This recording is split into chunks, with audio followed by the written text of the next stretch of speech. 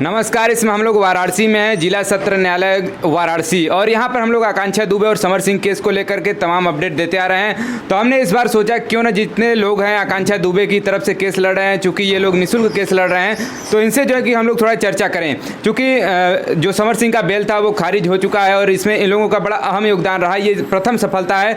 तो इस पर ये लोग की क्या खुशी है, इसके संबंध में भी हम लोग यहाँ पर चर्चा करेंगे। सबसे पहले सर आपका परिचय हो जाए। आशीष सिंह जी। तो इस समय हम आपसे जानना चाहेंगे कि जैसा कि जो समर सिंह की बेल खारिज हुई है, तो कैसा अब लग रहा है, प्रतीत कैसा हो रहा है? हम लोगों ने इस बेल पर काफ़ी मेहनत किया पिछले कई दिनों से, और ये जो 306 का मामला है, कायदे से तो इस पर 302 चलना चाहिए, और हम लोग इस पर प्रयास कर रहे हैं आगे, और इस पर आगे भी 302 का मामला ही बनेगा, और हम लोग प्रयास ये करेंगे कि इनको हाई कोर्ट से भी बेल न मिले। अच्छा, मतलब आगे की आपकी यही योजना रहेगी। और 164 पर सर क्या कहेंगे? जैसे कि अभी बार बार ये बयान आते रहे कि 164 का बयान होगा, लेकिन अभी तक बयान हुआ नहीं 164 तो होना ही चाहिए, लेकिन कल न्यायालय में विवेचक उपस्थित होकर ये बताया कि 164 का कोई औचित्य नहीं है। हालांकि ये विवेचक को ये अधिकार नहीं है। 164 तो हर स्थिति में होना चाहिए। हम लोग इसके लिए आगे भी मतलब जो है संघर्षरत रहेंगे। अच्छा। और 164 कराएंगे। चलिए, आप लोग सर ये टीम जो आपका मैनेजमेंट जैसे काम कर रही थी, तो इसमें जो है कि कैसे आप लोग ये सब चीज़ें मैनेज कर रहे थे? हम लोग मैनेज करने में देखिए, हमारे बड़े भाई हैं अशोक यादव जी और छोटे भाई शशांक शेखर त्रिपाठी जी, इन लोग के मार्गदर्शन में हम लोगों ने पूरे कार्य को जो है अपना किया, और हम लोगों ने सफलता पाई, और आगे भी हम लोग का कार्य इसी तरह जारी रहेगा। जी। इसमें तो हमारे साथ बहुत सारे जो आकांक्षा दुबे के केस को लेकर के तमाम अपडेट लेते आ रहे हैं। जो हमारे दर्शक हैं वो बार बार इसके संबंध में अपडेट जो है कि प्रोवाइड कराना चाहते हैं। इनसे कहते हैं कि जब भी कोई भी केस हो तुरंत हमको अपडेट मिले। तो इसके संबंध उनको क्या कहना चाहेंगे वो लोग जो इसमें दर्शक जो देख रहे हैं, आकांक्षा दुबे के जो दर्शक हैं, उनसे क्या कहना चाहेंगे? आकांक्षा दुबे के दर्शक, जहाँ तक हम लोग समझते हैं कि हम लोग न्याय की लड़ाई को लेकर चल रहे हैं, और हम लोगों को न्याय मिलेगा जी, इसमें हम लोग पूरा आशान्वित हैं। चलिए, देखिए यहाँ पर आशीष सर हमारे साथ थे, और देखिए और भी शशांक सर हैं, और इनसे भी हम लोग चर्चा करेंगे इस संबंध को लेकर के। विनय तिवारी भी सर हैं, जो कि ये लोग भी अभी हमने आपसे बताया कि तमाम जो इसमें लगभग कई सारे अधिवक्ता हैं जो कि इस केस से जुड़े हुए हैं। तो शशांक सर से ही हम बात करना चाहेंगे इस केस को लेकर के कि आगे अब क्या रणनीति रहने वाली इस केस को लेकर के। देखिए, 164 के बयान के लिए हम लोगों ने लोअर कोर्ट से आदेश करा लिया है, और लोअर कोर्ट ने विवेचक से आख्या भी तलब कर ली है कि 164 का बयान क्यों नहीं हुआ। मुझे लगता है कि अगले सप्ताह तक 164 का बयान हो जाएगा। और हम लोगों ने कल अदालत में भी यह बात कही, यह मुकदमा चूँकि 302 का है, लेकिन यह बेल 306 की पड़ी हुई है, और गलत तरीके से इस विवेचना को जो है कि 306 की तरह किया जा रहा है, जबकि हम लोग चाहते हैं कि ये 302 की विवेचना हो।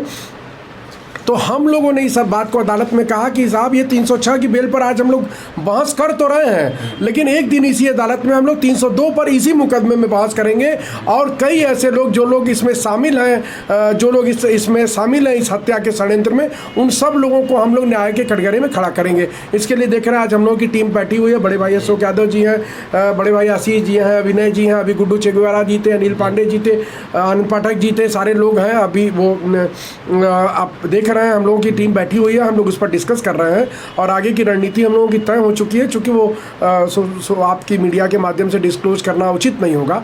हम लोग उस पर सोमवार को और भी कुछ बड़ा काम करने जा रहे हैं, जिससे कि जो आकांक्षा की कमाई का जो एक बड़ा हिस्सा समर सिंह और संजय सिंह के पास जा रहा था, हम लोग उस पर भी काम करेंगे, और 164 का बयान कराने का प्रयास करेंगे, ताकि जो प्रॉपर तरीके से इस मामले की इन्वेस्टिगेशन जिस दिशा में होनी चाहिए उस दिशा में हम लोग ले जाने का प्रयास कर रहे हैं, और मुझे लगता है कि सफलता हम लोगों को मिलने ही वाली है। जी जी। तो यहाँ पर सर जो दर्शक हैं वो जानना चाहते हैं बार बार कि जाने का जो सीसीटीवी फुटेज है संदीप सिंह का होटल में, लेकिन आने का नहीं है, तो क्या दर्शक वो जो सीसीटीवी फुटेज आगे भविष्य में देख पाएंगे? वो भी देख पाएंगे जब फॉरेंसिक टीम की रिपोर्ट आएगी, जब लैब टेस्ट की रिपोर्ट आएगी, विसरा की रिपोर्ट आएगी, प्राइवेट पार्ट्स में जो फ्लूइड वगैरह पाए गए उसकी रिपोर्ट्स आएंगी। तो बहुत सारे ऐसे खुलासे होंगे जिसको जान करके जो है ये समाज के लोग और आपके दर्शक हतप्रभ रह जाएंगे, स्तब्ध रह जाएंगे, क्योंकि ये प्लान्ड मर्डर है। जिस प्रकार से उसकी लाश को बैठ करके ऐसे उसको ऐसे सहारा दे करके मरना दिखाया गया है। कल जब उस फोटो को हम लोगों के सीनियर अधिवक्ता अशोक यादव जी ने जब अदालत पर पेश किया, तो मतलब जैसा भी देख करके आश्चर्यचकित थे। वो कई बार उसको हम लोग नीचे से ऑब्जर्व कर रहे थे कि जैसा उसी फोटो को देखे जा रहे थे कि ये 306 आत्महत्या हो कैसे सकता है। इतने आराम से वो बैठी हुई है कि इससे उसके गर्दन पे 7-8 किलो का वजन पड़ ही नहीं सकता है, जिससे उसका ये पीछे की का ये वो टूट जाए और नर्वस सिस्टम फेल हो जाए, उसको सांस लेने में दिक्कत होने लगे। वहाँ पर विद्वान विपक्षी अधिवक्ताओं ने, समर सिंह के अधिवक्ताओं ने कहा कि वो ड्रंक की हुई थी, सिवाय ड्रंक। तो हम लोगों ने अपोज किया, हम लोगों ने कहा कहाँ उसमें पोस्टमार्टम रिपोर्ट में अल्कोहल ही नहीं है। तो उसमें सर पोस्टमार्टम रिपोर्ट में उनके वकील ने बताया था कि जो ये हैंगआउट का ही मामला है, उसमें जो पोस्टमार्टम रिपोर्ट में निकला कि हैंगआउट ये चीज़ है। पोस्टमार्टम रिपोर्ट में ये नहीं है कि हैंगआउट है। पोस्टमार्टम रिपोर्ट में उसकी मृत्यु का कारण सांस घुटना बताया गया है। वो तकिए से भी अगर किसी का सिर आप वो कर देंगे तो भी वो उसका सांस घुट जाएगा, उसके अंदर ऑक्सीजन की कमी हो जाएगी, कार्बन डाइऑक्साइड बढ़ जाएगा उसके शरीर में। वही प्रक्रिया है, उसी तरह से उसको मारा गया है, या उसको उसके पेट में जो ब्राउन कलर का सब्सटेंस पाया गया है अनआइडेंटिफाइड, जब वो विसरा रिपोर्ट आएगी तो आप देखिएगा किस तरह से इस बात का खुलासा होगा कि पुलिस ने बनारस में भी एक जो है वो सुशांत सिंह राजपूत को दोहराने का प्रयास किया, लेकिन हम लोगों की जो टीम लगी हुई है, हम लोगों ने पुलिस के और हत्यारों की मंशा पर पानी फेर दिया है। जो लोग भी इसमें इन्वॉल्व हैं वो सारे लोग उस प्रोसीडिंग में बराबर न्याय की प्रक्रिया में आएंगे और उस पर प्रॉपर तरीके से उनके खिलाफ लीगल कार्रवाई आगे। यहाँ पर दर्शक सर जानना चाहते हैं बार बार कि बिसरा रिपोर्ट कब आएगी? लगभग 1.5 महीने से ज़्यादा का समय व्यतीत हो चुका है। सर बिसरा रिपोर्ट आएगी कब? कल विवेचक से हमारी बात हुई, विवेचक का कहना है कि भाई साहब सोमवार तक मुझे लगता है विसरा रिपोर्ट आ जाएगी।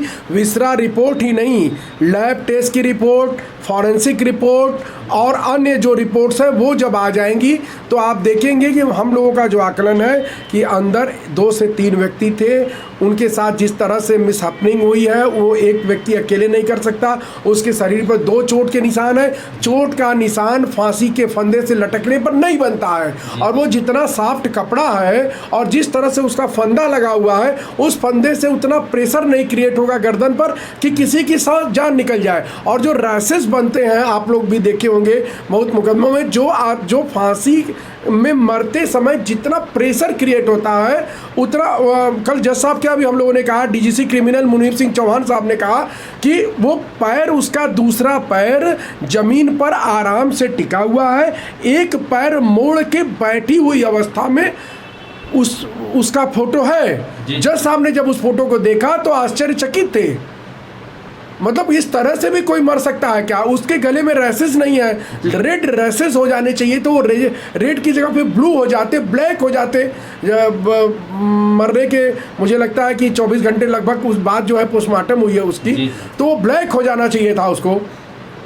ऐसा कुछ नहीं हुआ है, वो रैसेस थे ही नहीं, उस फंदे से इतना प्रेशर नहीं बन सकता था। इसीलिए हम लोगों का जो वर्जन है वह यह है कि यह आत्महत्या नहीं हत्या है, और जिन भी लोगों ने इसकी हत्या कराई उसकी प्रॉपर जांच होनी चाहिए, और हत्या का मुकदमा हम लोग दर्ज करा के रहेंगे। इस मामले में 164 का बयान हम लोग कराएंगे, और 164 के बयान से तरमीम होगी धाराएं, और फिर विवेचक को विवेचना करना होगा, और जो भी सस्पेक्टेड लोग हैं उनको न्याय के कटघरे में विवेचक को खड़ा करना होगा।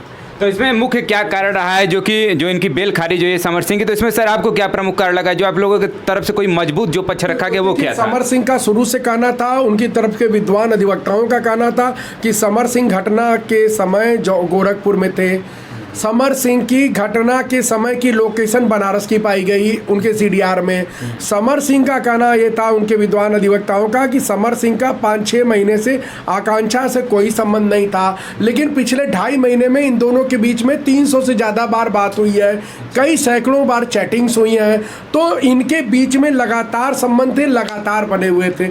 आकांक्षा के कई दोस्तों ने बयान दिया, समर के कई दोस्तों ने बयान दिया कि आकांक्षा के साथ मारपीट की जाती थी, उसको शादी का झांसा दिया गया था, शादी का झांसा देके उसको अपने साथ लिव इन रिलेशनशिप में रखा गया था, और उसके बाद उसके साथ उसको मारपीट की गई थी, उसके पैसे नहीं दिए जा रहे थे। हम लोगों ने जज साहब के सामने भी कहा कि सरकार 3 गानों का उसका व्यूवरशिप है 5.5 करोड़, जिसका मूल्य बनता है 40 लाख रुपया।